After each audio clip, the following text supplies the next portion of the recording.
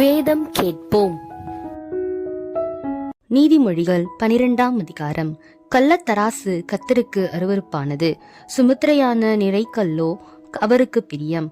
அகந்தை வந்தால் லட்சையும் வரும். தாழ்ந்த சிந்தையுள்ளவர்களிடத்தில் ஞானம் உண்டு. செம்மையானவர்களுடைய உத்தமம் அவர்களை நடத்தும். துரோகிகளின் மாறுபாடோ அவர்களை பாழாக்கும்.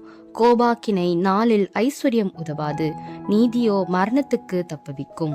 உத்தமனுடைய நீதி அவன் வழியை செம்மைப்படுத்தும், துன்மார்க்கனோ தன் துன்மார்க்கத்தினால் விழுவான். செம்மையானவர்களுடைய நீதி அவர்களை தப்புவிக்கும், துரோகிகளோ தங்கள் தீவினையிலே பிடிபடுவார்கள். துன்மார்க்கன் மரிக்கும் போது அவன் நம்பிக்கை அழியும், அக்கிரமக்காரரின் அபேட்சை கெட்டுப்போம்.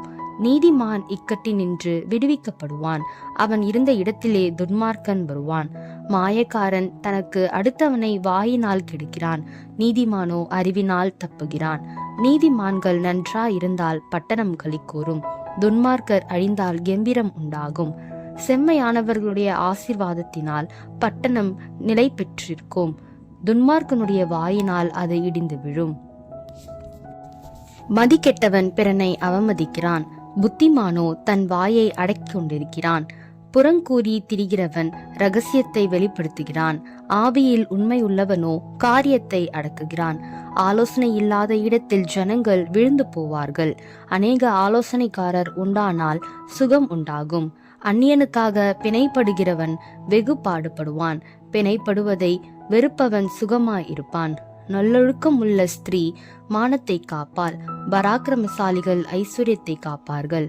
தயையுள்ள மனுஷன் தன் ஆத்மாவுக்கு நன்மை செய்து கொள்ளுகிறான், கடூரனோ தன் உடலை அலைக்கழிக்கிறான்.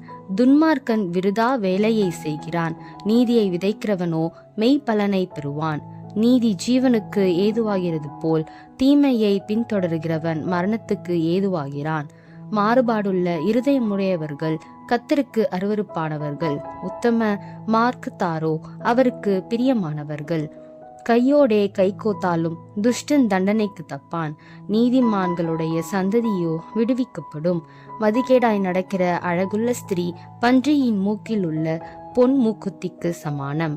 நீதிமான்களுடைய ஆசை நன்மையே, துன்மார்க்கருடைய நம்பிக்கையோ கோபாக்கினையாய் முடியும். வாரி இறைத்தும் விருத்தியடையா வரும் உண்டு, அதிகமாய் பிசைத்தனம் பண்ணியும் வறுமையடைவாரும் உண்டு.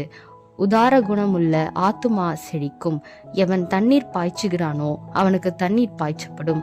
தானியத்தை கட்டி வைக்கிறவனை ஜனங்கள் சபிப்பார்கள், விற்கிறவனுடைய தலையின் மேல் ஆசீர்வாதம் தங்கும்.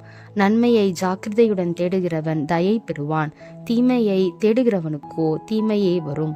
தன் ஐஸ்வர்யத்தை நம்புகிறவன் விழுவான், நீதிமான்களோ துளிரை போலே தழைப்பார்கள். தன் வீட்டை கலைக்கிறவன் காற்றை சுதந்திரிப்பான், மூடன் ஞானவானுக்கு அடிமையாவான். நீதிமானுடைய பலன் ஜீவ விருட்சம், ஆத்துமாக்களை ஆதாயப்படுத்தி கொள்ளுகிறவன் ஞானமுள்ளவன். இதோ நீதிமானுக்கு பூமியில் சரி கட்டப்படுமே, துன்மார்க்கனுக்கும் பாவிக்கும் எத்தனை அதிகம்.